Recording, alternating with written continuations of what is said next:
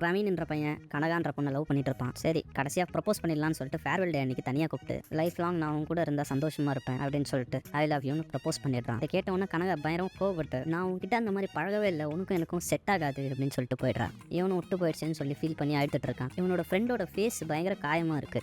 என்னடா ஆச்சு, மூஞ்சி வீங்கிருக்கு, யாரா ஆச்சுதுன்னு கேட்டா கல்ச்சுரல்ஸ் நடக்கும் போது ஒரு கேங் கூட அவனுங்க பிரச்சனை பண்ணியிருப்பானுங்க. அவனுங்க நான் பழி வாங்குறதுக்காக இவனை போட்டு பயங்கரமாக அடிச்சிருப்பானுங்க. அதை தெரிஞ்சுக்கிறவன் பயங்கர வெறியோட ஸ்டெம்பை எடுத்துகிட்டு போயிட்டு அந்த பசங்களை பயங்கரமாக அடிச்சிடுவான். அதை அந்த பொண்ணு கனகாவும் பார்த்துருது. அடி வாங்கின பசங்களோட பேரண்ட்ஸ் நாங்கள் போலீஸ் ஸ்டேஷனில் கம்ப்ளைண்ட் கொடுக்க போகிறோம்னு சொல்லிட்டு இருக்காங்க. கரெக்டாக இவங்க அம்மாவையும் ஃபோன் பண்ணி பிரின்சிபல் ரூம் கூப்பிட்டுருப்பாங்க. நான் உங்கள் பையனை அப்பயே ஸ்கூலில் சேர்க்க மாட்டேன்னு சொன்னேன், இப்போ பாருங்கள் என்ன பண்ணி வச்சிருக்கான், இவனுக்கு நான் டிசி கொடுக்க போகிறேன்னு சொல்லிட்டு சொல்கிறாங்க. இதனால் அவனோட அம்மாவும் தயவு செஞ்சு அது மாதிரி பண்ணாதீங்க அப்படின்னு சொல்லி காலை பிடிச்சி கெஞ்ச ஆரம்பிச்சிடுறாங்க. இந்த அதிர்ச்சியிலேயே அவங்க அம்மாவுக்கு மைல்டு ஹார்ட் அட்டாக் வந்துடுது. அவங்க அம்மாவை பார்க்கறதுக்காக அவங்க அப்பா ஹாஸ்பிட்டலுக்கு வந்து அவங்க இருக்கிற நிலைமையை பார்த்து பயங்கரமாக வருத்தப்படுறாரு.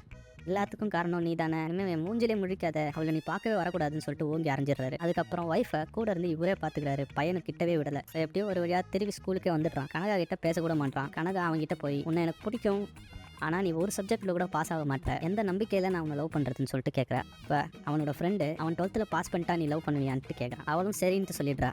அதுலேருந்து அவன் முழுசாக சேஞ்ச் ஆகி பயங்கரமாக எக்ஸாமுக்காக இறங்கி படிக்க ஆரம்பிச்சிடுறான். இதை பார்க்குற அவங்க அம்மாவும் ரொம்ப சந்தோஷப்படுறாங்க. இப்போ எக்ஸாம் அன்னைக்கு சாமி கும்பிட்டு கிளம்பும் போது அவங்க அம்மாவுக்கு நெஞ்சு வலிக்குது. இல்லை பரவாயில்லப்பா, நீ ஸ்கூலுக்கு ஃபஸ்ட்டு போப்பா எக்ஸாம்னு சொல்கிறாங்க. ஆனால் அவங்க அம்மாவை ஹாஸ்பிட்டலில் போய் சேர்த்துட்டு டாக்டர் உங்கள் அம்மாவுக்கு ஒன்றும் இல்லைன்னு சொன்னதுக்கப்புறம் தான் அவங்க அப்பா கூட ஸ்கூலுக்கு போகிறான்.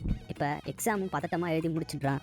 இப்போ கொஞ்ச நாள் கழிச்சு 12th எக்ஸாமோட ரிசல்ட் வருது. அவங்களும் ஃபேமிலியோட கிளம்பி ரிசல்ட்டை பார்க்கலான்னு சொல்லிட்டு ஸ்கூலுக்கு போகிறாங்க. அங்கே பார்த்தா இவனோட ஃபோட்டோ பேனரில் பெருசாக போட்டிருக்கு. இவன் ஸ்கூல்லையே 9th ரேங்க் எடுத்திருப்பான்.